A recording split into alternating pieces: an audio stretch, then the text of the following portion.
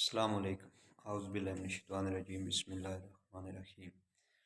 امید ہے کہ تمام دوست احباب اللہ رب العزت کے فضل و کرم سے بخیر و عافیت ہوں گے۔ 2 جنوری کا دن تاریخی لحاظ سے مسلمانوں، خاص کر کے طلباء طالبات کے لیے بڑا اہم ہے کہ اس کے متعلق آپ کو تھوڑی سی information, brief history of Muslim جو ہے وہ دینا چاہتا ہوں کہ 2 جنوری کیوں ہماری زندگیوں میں اہم ہے۔ 2 جنوری 1492 1492 تو یہ 8ویں صدی کا پہلا عشرہ جو تھا اس کا آخری سال تھا، یعنی 710 میں اموی حکمران تھے وہ خلیفہ ولید بن عبد الملک۔ تو اس کے زمانے میں یہ خبریں پہنچ رہی تھیں، افریقہ اس وقت تک مسلمانوں نے فتح کر لیا ہوا تھا کہ افریقہ سے 13 میل درمیان میں ایک بحر تھی، آپ بنائے اس کو کہہ لیں، دوسری طرف اسپین تھا۔ یہ اسپین اس وقت اسے ہم اندلس ہسپانیہ یا آئیبیریا کے نام سے تاریخ میں یہ اس کے نام آتے ہیں۔ اب جدید نام اس کا ماڈرن زمانے میں اسے ہم اسپین کہتے ہیں۔ تو وہاں سے لوگ جوک در جوک ہجرت کر کے افریقہ کی طرف آ رہے تھے، اور وہاں سے بڑی ہی دردناک داستانیں افریقہ تک پہنچ رہی تھی، اور مسلم ریاست تک یا مرکز تک پہنچ رہی تھی کہ وہاں کے جو گات تھے، گات وہاں کے حکمران، کہ وہ ظلم و بربریت کی وہ داستانیں رقم کر رہے تھے کہ جو سننے اور سناتے ہوئے بھی بندے کا دل جو ہے وہ پریشان ہوتا ہے۔ بلکہ ایک دفعہ تو ایسے ہوا کہ افریقہ سے ایک بحری بیڑا حج کے لیے آ رہا تھا، تو اس پر بچے، بوڑھے، عورتیں سوار تھیں۔ تو وہاں کا جو اسپین کا حکمران تھا راڈرک، اس نے حملہ کر دیا۔ یہ حج کے لیے آ رہے تھا قافلہ، یہ کسی جنگ و جدل کے لیے نہیں تھا۔ اس نے حملہ کیا، لوگوں کو شہید کیا، اور ایک عورت جو بڑی حسین و جمیل تھی اس کو وہ پکڑ کے اپنے ساتھ لے جانے لگا۔ تو اس کو جب پکڑا تو اس نے ایک بڑا ہی اہم فقرہ بولا تھا، وائے محمدہ صلی اللہ علیہ وسلم، کہ یا رسول اللہ میری مدد کیجیے۔ تو اس بغیرت نے وہاں پہ یہ کہا تھا کہ آج تیرا خدا بھی تو تیری مدد نہیں کر سکتا، تو محمد تیری مدد کیسے کرے گا؟ تو یہ خبر جب دارالحکومت میں پہنچی تو وہاں خلیفہ بیٹھا ہوا تھا ولید بن عبد الملک، تو وہ شدید آگ بگولا ہوا۔ تو اس وقت کے سپریم کمانڈر تھے موسیٰ بن نصیر، انہیں حکم دیا کہ اسپین پر لشکر کشی کی جائے۔ انہوں نے مختصر یہ ہسٹری میں آپ کو سناتا چلوں کہ پہلے طریف نامی ایک مجاہد کے ساتھ 100 جوانوں کا دستہ بھیجا۔ تو اس نے جا کے خبر دی کہ حالات سازگار ہیں، وہاں کے حالات بڑے ہی خراب ہیں، حکمرانوں نے کیے ہوئے ظلم و ستم کرتے ہیں ہر لحاظ سے، خواہ مذہب کا معاملہ ہو یا عورتوں کے معاملے ہوں، ہر لحاظ سے وہ ظلم و ستم کریں آپ آئیں۔ تو موسیٰ بن نصیر نے ایک بربر آپ کا کمانڈر تھا جس کا نام طارق بن زیاد تھا، اس کو 12,000 کا لشکر دے کر اس نے اسپین پر حملے کے لیے روانہ کیا۔ تو اس نے اس 13 میل کی جو آبشار تھی اس کو پار کرتے ہوئے وہ جس مقام پہ اترا، جو تاریخ کے اندر، مسلم تاریخ کے اندر آپ کو جبل الطارق کے نام سے ملے گا، بعد میں انگریز نے اسے جبرالٹر کا نام دیا۔ تو اس نے لشکر کشی کی، تو وہاں پر بڑا مشہور فقرہ کہ سامنے راڈر کی فوج تھی، تو اس کے ساتھ مسلسل 3 دن برسر پیکار رہنے کے باوجود بھی اس کو فتح نہیں ہو رہی تھی طارق بن زیاد کو۔ تو اس نے اپنے لشکر کو اکٹھا کیا، تو ساتھ ہی اس نے یہ بڑا مشہور فقرہ تھا کہ burn your boat behind you, کشتیاں جلا دو۔ تو ڈپٹی کمانڈروں نے اعتراض کیا تھا کہ آپ ایک شرعی عقلی جو عذر ہے اس کو آپ اس کی خلاف ورزی کر رہے ہیں، کشتیوں کو نہیں جلانا چاہیے تھے۔ وہاں پہ جو اس نے جواب دیا تھا، اس نے کہا تھا کہ شہادت ہے مطلوب و مقصود مومن، نہ مال غنیمت نہ کشور کشائی۔ شہادت ہے مطلوب و مقصود مومن، نہ مال غنیمت نہ کشور کشائی۔ اس نے کہا فتح اور شکست سے ہمیں کوئی غرض نہیں، ہم نے صرف لڑنا ہے، آگے اللہ کی مرضی ہے کہ وہ ہمارے ساتھ کیا کرتا ہے۔ تو اللہ تعالیٰ نے بعد میں فتح دی۔ تو اقبال نے طارق بن زیاد کے نام سے نظم لکھی تھی بڑی خوبصورت، کہ طارق بن زیاد کو خراج تحسین پیش کرنے کے لیے۔ تو جب اس ڈپٹی کمانڈر نے ان کو مشورہ دیا تھا نا طارق بن زیاد کو کہ جی آپ کشتیاں نہ جلائیں، تو اس نے اپنی جو تلوار تھی اس کی مٹھی پر ہاتھ مار کے طارق بن زیاد نے بڑا ایک خوبصورت فکرہ کہا، اس نے کہا ہر ملک ملک ماست کے خدا است، کہ ہر ملک میرا ہے، کیوں میرا ہے؟ کیوں میرے خدا کا ہے۔ تو یہ بھی اقبال کی ایک مصرع ہے۔ تو آپ نے جو طارق کے نام سے نظم لکھی تھی، اس کے وہ بڑے مشہور شعر ہیں کہ یہ غازی یہ تیرے پراسرار بندے جنہیں بخشا ہے تو نے ذوق خدائی، یہ غازی یہ تیرے پراسرار بندے جنہیں بخشا ہے تو نے ذوق خدائی، دو نیم ان کی ٹھوکر سے صحرا و دریا، دو نیم ان کی ٹھوکر سے صحرا و دریا، سمٹ کر پہاڑ ان کی ہیبت سرائی، سمٹ کر پہاڑ ان کی ہیبت سرائی، دو عالم سے کرتی ہے بیگانہ دل کو، دو عالم سے کرتی ہے بیگانہ دل کو، عجب چیز ہے لذت آشنائی، شہادت ہے مطلوب و مقصود مومن، نہ مال غنیمت نہ کشور کشائی۔ تو یہ بڑے مشہور شعر ہیں طارق کے نام سے، جو طارق کی دعا کے نام سے جو نظم اقبال نے لکھی تھی۔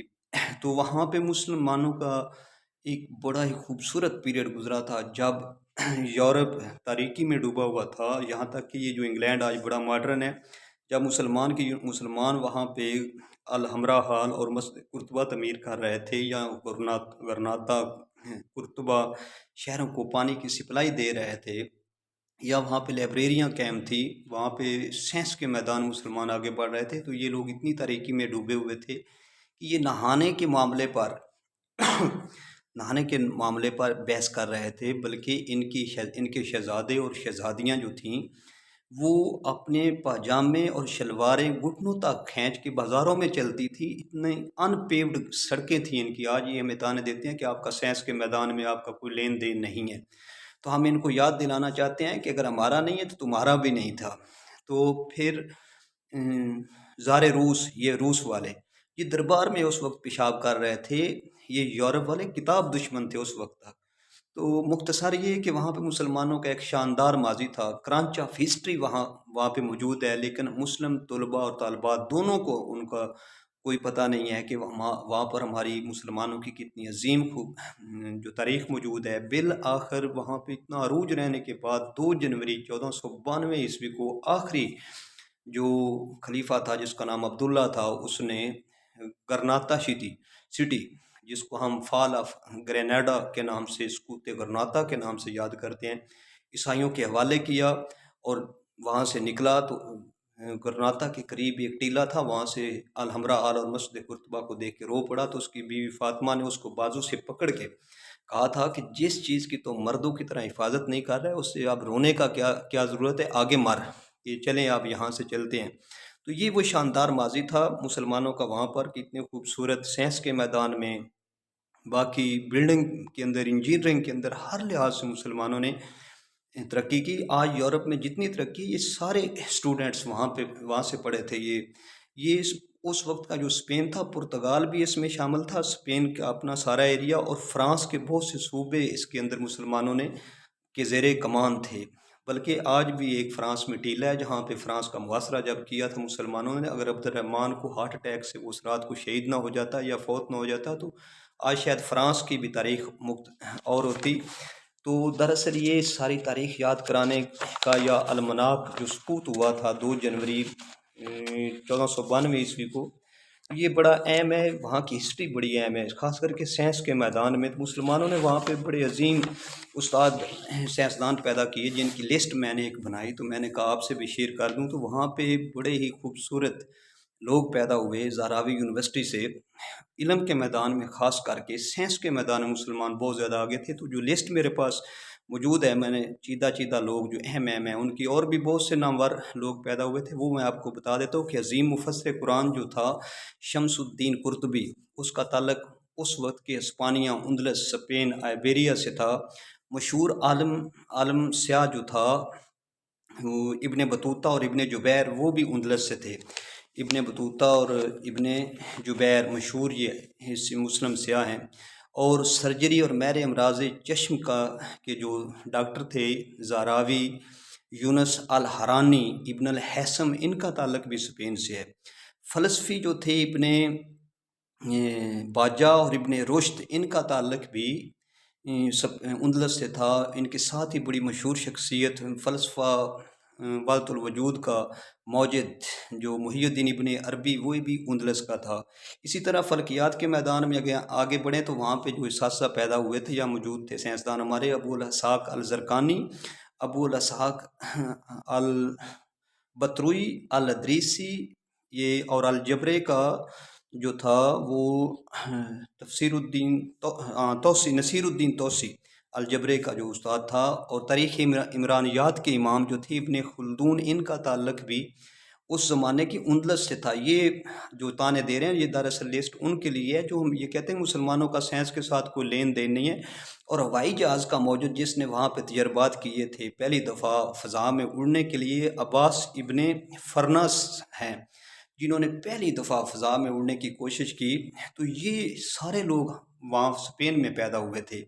تو مشہور مستشرق جس کا نام منٹگمری واٹ تھا، وہ اس نے اپنی کتاب میں بڑا خوبصورت ایک پیرا لکھا ہے۔ وہ کہتا ہے جب مسلمانوں کی قسمت اپنے عروج پر تھی تو ان کی تعلیمات نے تمام مذاہب کے ماننے والے طلباء کو اپنی جانب متوجہ کر لیا تھا۔ اسپانیہ کے یہودی بطور خاص عرب فکر سے متاثر ہوئے اور عظیم میمونائڈز، آپ یہ میمونائڈ کی تفصیل دیکھیں نا، ان میں سے بیشتر عربی بولنے والے اساتذہ تھے، اساتذہ کے شاگرد تھے، اور عربی زبان میں انہوں نے کتابیں پڑھی تھی۔ یہ جو ہے نا اسپین کی ہسٹری، لیکن ہمیں کوئی نہیں، وہاں پہ جو لوگ ہمارے بھائی بزرگ ہیں انہوں نے بھی کبھی کوشش نہیں کی کہ کبھی مسجد قرطبہ ہی چلے جائیں یا الحمراء حال ان کی تاریخ ہی شیئر کر دیں یا وہاں کی لائبریریوں میں سے کچھ کتابیں اپنے بچوں کو پڑھا دیں۔ تو بڑے افسوسناک یہ ہسٹری ہے ہماری وہاں کی کہ جب 2 جنوری 1492 عیسوی ہمیں وہاں سے نکالا گیا تو آج ہمارا وہاں پہ بچہ بھی نہیں انہوں نے چھوڑا تھا عیسائیوں نے۔ تو یہ وہ المناک داستان تھی جو طارق بن زیاد سے شروع ہو کے ہوئی تھی اور عبداللہ، آخری خلیفہ عبداللہ کے پر یہ ختم ہوئی۔ تو وہاں پہ مسلمانوں کو نکلنا پڑا، ان کے ساتھ ظلم و ستم جو بربریت کی گئی وہ بھی تاریخ کا ایک المناک چیپٹر ہے۔ تو ہمیں اس لحاظ سے اس کے متعلق اپنے بچوں کو اس ہسٹری کے بارے میں بتانا چاہیے تاکہ ہمیں کوئی احساس سے کم تری نہ ہو۔ مجھے تو کوئی نہیں ہے، مجھے تو پتہ ہے کہ اتنے اتنے بڑے بڑے سائنسدان ہم نے پیدا کیے تھے، تو ہمارے بچوں کو بھی پتہ ہونا چاہیے تاکہ یہ کل کو ان سوالات کا جواب دے سکیں جو کہ یہ ہم پہ داغتے ہیں۔ تو یہ 2 جنوری 1492 عیسوی، یہ 711 سے شروع ہو کے 2 جنوری 1492 عیسوی تک کرنچ آف ہسٹری اندلس میں ہمارا موجود ہے۔ تو یہ ہمیں ضرور ایک دفعہ پڑھنا چاہیے۔ اللہ آپ کا حامی و ناصر ہو۔